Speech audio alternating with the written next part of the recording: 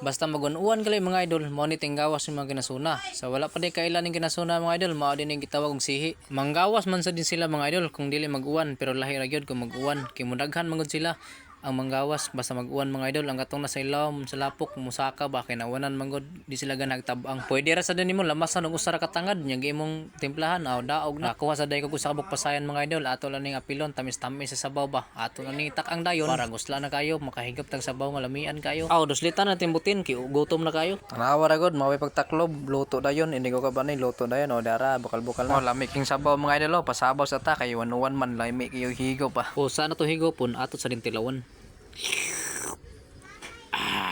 Sakto rin mga idol, okay kayo. Ready na sa itong pangaon karon.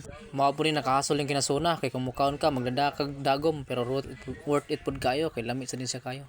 Pareha niya yo. Way lami ni mga idol.